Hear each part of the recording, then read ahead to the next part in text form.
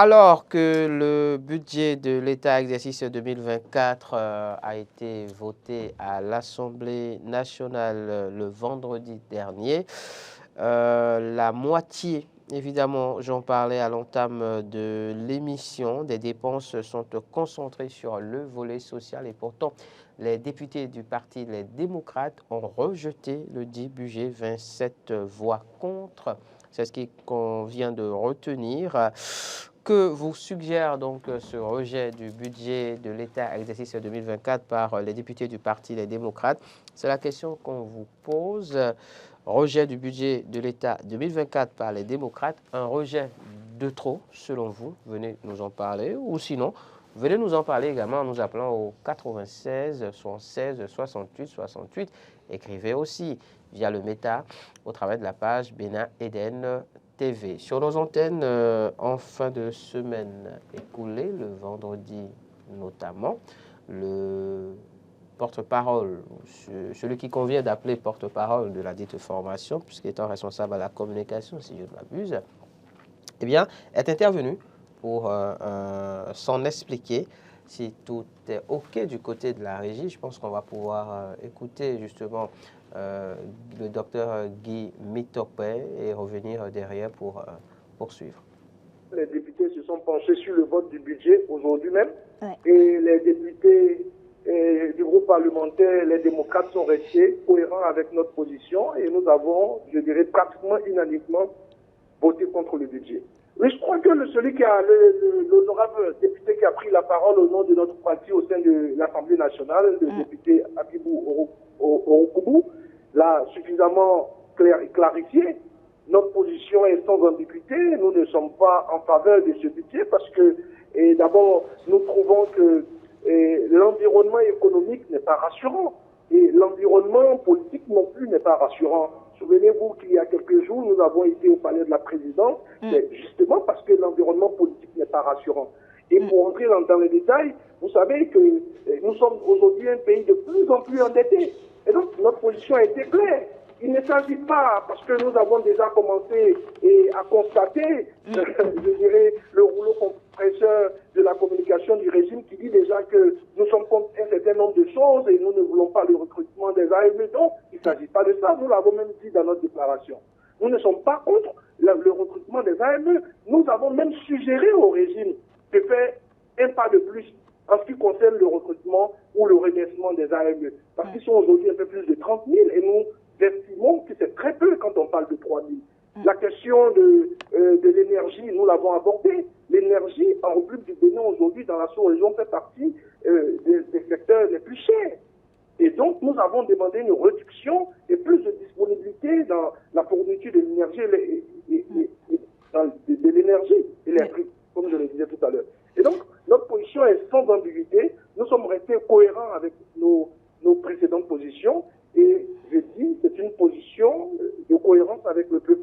Nous avons aussi, à travers notre déclaration, nous nous sommes penchés sur la question des producteurs agricoles et nous avons signifié aux députés de la majorité et au régime d'exercer moins de pression sur les producteurs, de martyriser moins les producteurs. Et donc, pour toutes ces raisons, pour le fait que l'environnement économique ne soit pas rassurant, pour le fait que l'environnement politique ne soit pas rassurant, on ne peut pas tenir une telle position et accorder son violon à un tel budget. Donc nous sommes restés cohérents avec nous-mêmes et nous avons voté non pour le budget. Les députés du parti Les Démocrates ont donc rejeté ce budget de l'État exercice 2024 pour toutes les raisons suscitées par le porte-parole de la dite formation, Laurent Roland Tominkès. Oui, réaction. Oui, je le dis encore, je suis surpris de ce que, même si je pressentais déjà que les députés du Parti des démocrates allaient rejeter ce budget, c'est arrivé, mais moi je pense que quand on participe enfin aux travaux de ce budget et quand on fait des amendements qui ont été pris en compte, qu'est-ce qui justifie le fait qu'on rejette? J'ai suivi les explications de l'honorable Guy Mitopé sans être satisfait. Parce qu'il n'a pas dit concrètement, par exemple, dans ce budget, il y a quelque chose que nous avons remis en cause qui n'a pas été pris en compte. Non. Moi, je n'ai pas entendu ça. Il dit, nous avons été reçus à la présidence et que nous avons une position, nous avons suivi la position. Il parle de l'environnement politique voilà, qui n'est pas rassurant, un environnement économique qui n'est pas rassurant non plus. On il ne parle saurait, du surendettement, par exemple. Écoutez, quand on parle d'endettement, d'accord, sur endettement, d'accord, mais tous les pays au monde sont endettés. C'est un débat que je n'aime pas faire avec les acteurs politiques. Quand on veut faire croire que c'est son pays qui est le mieux, plus endetté, sachant que d'autres pays sont plus endettés que notre pays, c'est vrai qu'on me dira que ce que nous avons dans la balance, nous, compte tenu de ça, c'est qu'on estime qu'on est trop endetté. Mais ce que je veux dire, c'est quoi? On ne saurait lier parce que je milite aussi, je fais partie de ceux qui souhaitent que Riek Amadou Joalaïvo soit libéré. Mais on serait lié ou bien conditionner la libération de Riek Amadou Joalaïvo par un rejet ou un vote pour un budget. Vous pensez que c'est de cela qu'il s'agit ici? Quand il parle d'environnement, il parle de quoi vous pensez? Donc l'environnement économique, je suis d'accord que je fais partie de ceux qui pensent qu'il faut améliorer les conditions des AME. Et c'est à ce débat, je crois que c'est les députés de la mouvance qui le font ce procès. Mais je crois qu'il faut revoir la posture. L'honorable aurait pu nous dire, nous avons demandé qu'on amène les salaires des AME à 120 000 francs à tel montant, ce qui n'a pas été et qu'on mette les salaires, et qu'on paye les salaires, des AME 12 mois sur 12, qu'on crée des conditions favorables aux AME, et que nous avons voulu qu'on intègre un certain nombre de choses dans le budget par rapport à ça, et que le gouvernement, les députés de la mouvance ont refusé, ils n'ont pas tenu compte de ça. Et c'est pour ça que nous n'avons pas voté le budget. Je les comprendrais. La presse dit qu'au rôle de 5 amendements, par exemple, émis par les démocrates, il y en a que, je pense, 3 qui ont été acceptés. Il y en a 2 autres qui n'ont pas été pour études approfondies. Acceptés. Voilà. Pour études approfondies. Pour études approfondies, voilà. Alors, on sait que le parti, par exemple, parle de la situation des AME, voilà, qu'il voudrait voir beaucoup plus d'AME reversés. D'accord. Je suis d'accord. Je sais que le parti parle également des cantines scolaires, par exemple, que l'État entend déployer au niveau de tous les établissements, ce qui n'est pas de l'avis du Parti des démocrates. Oui, c'est des questions sur lesquelles, c'est pourquoi je dis les démocrates doivent faire très attention à leur mot de fonction, par rapport à leur prise de parole, les actes posés. Parce que dans des localités, même si sur la qualité des repas servis à nos enfants dans les écoles, il va falloir faire un travail assez rigoureux. C'est qu'il y a des écoles, il y a des localités qui envient d'autres écoles, rien que pour le fait qu'il y a les cantines scolaires. Et quand les membres du pouvoir descendront dans des localités pour dire nous avons voulu amener les cantines chez vous. Ce sont les démocrates, c'est les démocrates qui ont refusé. C'est l'opposition qui ont refusé. Parce qu'on rentrera dans une guerre de communication. D'ailleurs, depuis vendredi, ça a commencé. C'est en cela d'ailleurs qu'il faudrait que oui, le parti monte au créneau pour clairement expliquer il y a des erreurs que vous faites quand vous faites la politique, quel qu'en soit le nombre de sorties médiatiques, vous ne pouvez pas corriger. C'est impossible. Vous parlez d'erreur, vous pensez que là, c'est une erreur que les députés viennent de commettre? Je pense que je l'assume. Donc un rejet de trop pour vous? Un rejet de trop. C'est un rejet de trop. On n'aurait pas dû faire cette erreur. C'est-à-dire, dès lors que des amendements... En fait, nous ne sommes plus à l'ère de la politique où on veut tout peindre en noir pour un pouvoir en place. Il vaut mieux être objectif et reconnaître les efforts d'un système en place, faire des reproches, des dénonciations pour que les choses aillent mieux, ou en faisant des propositions, ou faire des propositions pour dire, bon, voilà ce qu'ils sont en train de faire. Nous estimons que oui, ils font un effort, mais nous pensons que nous autres, si nous étions là, nous ferions mieux que ça. Ça convainc davantage mieux la population que le fait de penser que tout est mauvais. Moi, le rôle du député, c'est quoi? C'est contrôler l'action du gouvernement, voter des lois. Vous rejetez un budget. Lequel budget vous avez le plein droit maintenant de contrôler l'exécution. Je pense que le problème est ailleurs. Un budget qui, comme nous le dit la presse, consacre plus de la moitié de cette dépense quand même au volet social. Justement, ils ont le document avec eux. C'est tout simple. Ils ont le document avec eux. Le gouvernement a prévu peut-être 3 milliards pour les cantines scolaires. Écoutez, ils ont la possibilité de vérifier parce qu'ils sont élus de toutes les circonscriptions électorales du Bénin. Ils ont la possibilité de vérifier au niveau des commissions électorales ce qui se fait avec les cantines scolaires. La Et gestion. c'est à ce niveau qu'ils peuvent interpeller le gouvernement. C'est à ce niveau, quand on dit, peut-être ils ont mis dans le budget qu'ils vont construire des salles de classe, il faut les guetter à ce niveau-là. Moi, je pense qu'on ne va pas tout rejeter pour rejeter. Il faut, à un moment donné, prendre du recul. C'est même parce que le chef de l'État, vous avez reçu à la présidence de la République, n'a pas cédé à vous. Il a opposé son nom catégorique, par exemple. Par rapport à un certain nombre de choses. Par rapport à un certain nombre de dossiers. Des choses que vous avez dit, bon. D'ailleurs, permettez que je précise, que les amis auditeurs, enfin téléspectateurs, peuvent nous appeler dès cet instant au 96 116 68 68, 96 116 68 68 ou réagir via le méta. Et l'autre précision, oui, avec Dabarou, j'allais lire ce titre, Laurent Roland Tononiquez, qui rejoint un peu, je pense, vos propos. Loi d'amnistie, libération des détenus et exilés politiques, de l'eau dans la bouche, les démocrates soufflent sur le feu. Oui, moi je crois que il ferait mieux, j'insiste là-dessus, il ferait mieux de revoir la question. On a un tout premier intervenant au bout du fil. Bonjour, bienvenue. C'est toujours lui. Monsieur Rigobert, c'est ça? Oui, Songa. D'accord, Rigobert Song, de Glodic. On vous entend faiblement, monsieur Rigobert. Merci. Oui, c'est Rigobert dans Thierry Méo. Allez-y. Le Song béninois. D'accord, on vous écoute. Vous me recevez bien? Ça va. Ok.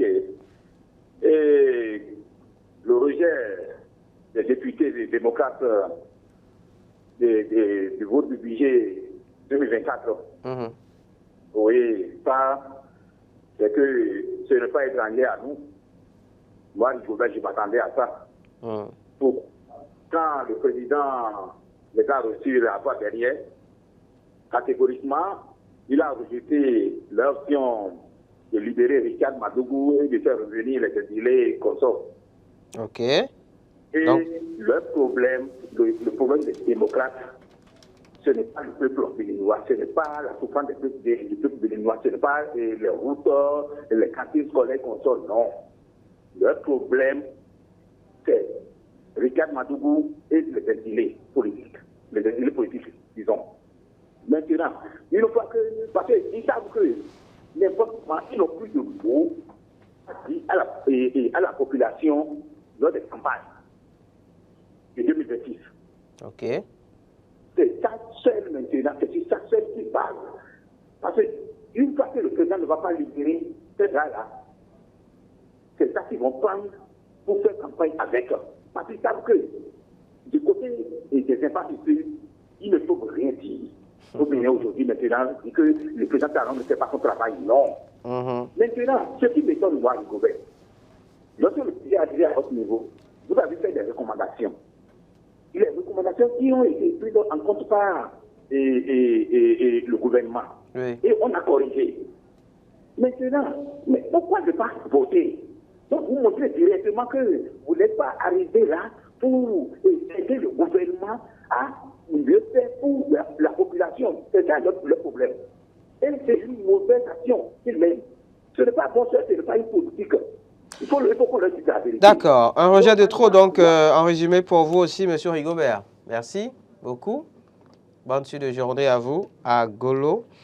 Rigobert à Donchile, donc, qui réagissait par rapport au sujet, estimant qu'il s'agit là d'un rejet de trop pour le Parti des démocrates. Je précise qu'on s'intéresse donc au rejet du vote du budget, sinon au rejet du budget tout simplement de l'État exercice 2024 par les députés du parti Les Démocrates, Laurent Roland Tononiquez. Alors vous disiez, et je pense que M. Rigobert est du même avis que vous, la préoccupation majeure des députés du parti Les Démocrates étant la libération de Rekia Madougou, Joël Aïva, le retour des exilés à l'édit politique. Finalement, c'est comme si c'était une réponse du berger à la bergère, puisque le chef de l'État a opposé son nom catégorique au retour de ces exilés et à la libération donc, de Rekia Madougou. Alors, le vote, non, systématique? Oui, c'est l'impression. Initiative du gouvernement. C'est l'impression que ça donne. Et je crois que c'est pour ça que je dis que les démocrates doivent pouvoir avoir un esprit de discernement et savoir où dire non, où dire oui. Il y a des noms que vous allez dire qui vont être des noms qui vont se retourner contre vous. Parce que le pouvoir en place se trouvera toujours les moyens de montrer, parce qu'ils ont certains leviers en main, ils vont communiquer abondamment pour montrer que vous étiez de mauvaise foi et vous opposer d'ailleurs même aux citoyens. Parce que quand, je l'ai dit, quand vous allez dans certaines localités et qu'on doit faire des choses données et que les gens vont dire dans la localité, parce qu'en fait, la vraie communication va commencer à la fin de 2024. Vous allez voir que dans ce budget, c'est fonds, parce que c'est là aussi si le gouvernement actuel est assez conséquent en la matière, dans l'exécution de ce budget, s'ils font les choses qui sont prévues dans le budget exactement, ça va être une guerre de communication pour dire, vous vous rappelez, quand on avait voté ce budget, les démocrates étaient contre. Donc, ils ne voulaient pas que vous ayez telle salle de classe. Ils ne voulaient pas que vous ayez tant. Ils ne voulaient pas que vous ayez tel centre de santé. Donc, quand le gouvernement va communiquer sur ça aussi, ça va être un problème pour eux. C'est pour ça qu'il dit qu'ils ne devaient pas voter contre ce budget. Parce qu'ils savaient même eux-mêmes qu'en réalité, en fait, c'est ça aussi le véritable problème. Ils savent très bien que qu'ils votent ou pas, justement, parce que ça passera. L'effectif ne permet pas de s'opposer. Et d'ailleurs, même ce que vous reprochez au gouvernement en place en refusant de voter ce budget ne tient pas la route. Moi, j'ai dit, les explications de Guy Mitopé ne me convainquent pas du tout. C'est vrai que il n'a pas... On a l'impression que ça manque de contenu. Ça manque de contenu. Il est venu dire, on ne se comprend pas. Non, ça ne tient pas. Dites-moi concrètement, dans le budget à tel niveau, pour tel volet, nous avons suggéré tant. Ils ont refusé de corriger ça. Et c'est pour ça que nous, on n'a pas voté. Dans le budget, pour les fonctionnaires, nous avons souhaité tant. Ils n'ont pas voulu. C'est pourquoi nous avons voté contre. Dans tel budget, pour le plan le social dont tu parles, la grosse carence réservée pour le social, nous avons dit attention, il y a tant. Et ils ont refusé. Ils ont tenu tête, ils ont ramené le même dossier. Mais vous ne dites rien de tout ça. Peut-être, comme je le disais un peu plus haut, faudra-t-il attendre une sortie officielle du parti dans les prochains jours pour clarifier un certain nombre de choses. Puisqu'il faut préciser que l'honorable Guy Mitopé a été reçu sur nos antennes le vendredi, je pense, au détour de 19h. Oui, bonjour, un peu de la précipitation peut-être. Bonjour, bienvenue. Allô. Oui, merci de vous présenter, monsieur. Oui, il est revenu. Monsieur Rigobert, à nouveau, on vous écoute. Ok. Lors de la rencontre du président Talon avec les démocrates, le président Talon avait bien dit que pour le moment, lui ne compte pas gracier qui que ce soit. Pour le moment, ça peut être demain. À part les jeunes, bien sûr. Il a bien dit ça. Donc tout dépendra de leur position, de leur comportement après. Maintenant, normalement, moi, à la place des démocrates, ils devaient revoir leur comportement. Maintenant, commentez pas. Alors, tu me dis? Oui. Maintenant, pas. Par exemple, le vote du budget là. C'est ça. Faire l'âne pour avoir le foin, en gros. Non, c'est pas la fin de l'année pour avoir le foin. Ça n'a pas pour moi. Ça ne serait pas une condition posée. Quelque chose ne va pas. Dites-le. Et ce qui va, il faut avoir le courage de convaincre. D'accord. Ok. Oui, vos recommandations. D'accord. Merci. Monsieur Rigobert Adonchele, il aurait fallu donc que les démocrates, selon lui, fassent un peu le jeu du pouvoir, puisqu'ils attendent aussi du pouvoir, justement, la libération de ces détenus dits politiques et le retour des exilés. Laurent Roland Toniquès, rapidement, avant de finir, sur la question du vote du budget et de son rejet, notamment, un fait majeur quand même, le cas Basile Arrossi. Oui, mais écoutez, pourquoi parce que là, on a 27 contre. Ça veut dire qu'il y en a un, justement, dans le rang des démocrates, notamment Basile Arrossi, qui a voté pour. Vous voulez quoi? Tout le monde ne peut pas, même si on est ensemble, nous réfléchissons différemment. Il a préféré certainement voter pour. Pourquoi vous voulez lui faire un procès? Moi, je trouve que c'est les autres députés, qui ont commis l'erreur de ne pas voter pour ce budget. Ils auraient dû le faire et contrôler minutieusement ce qui se passe. Autrement, si le gouvernement, en réalité, cette fois-ci, se reprend au sérieux et exécute exactement ce qui est dans le budget, ça va être un point positif pour eux, sur lequel ils vont critiquer les démocrates, ils vont les avoir. J'insiste sur là-dessus. Ils peuvent ne pas être d'accord. Je manque, quand je suis les différentes réactions de certains députés, moi je pense que si le Parti démocrate doit faire une conférence de presse pour venir nous clarifier, en ne nous sortant pas des arguments probants qui convainquent, autant mieux économiser l'argent pour faire autre chose, plutôt que de dire on veut parler, on veut communiquer, Gardez vos sous et maintenant à l'avenir, faites attention à tout ce que vous allez faire parce que le peuple suit aussi.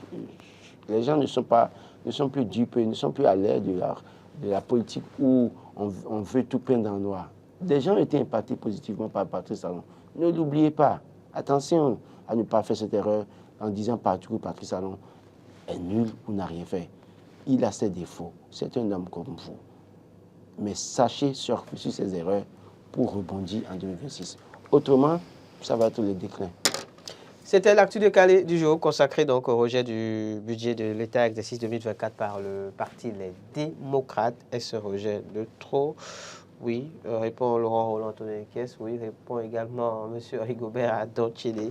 Quelle est votre réaction à vous par rapport à ce fait d'actualité? Continuez de réagir via le Meta, via la page Bénin Eden TV pour ce qui est de la publication irrelative. Réagissez également sur YouTube par exemple. Puisque le lien vous sera très certainement mis à disposition sur les réseaux sociaux. Je précise que vous pouvez désormais suivre Eden TV sur le canal 287 du bouquet Canal+. Pareil pour la radio Diaspora FM, le canal 587. Bonne suite de journée à chacun et à tous et à demain.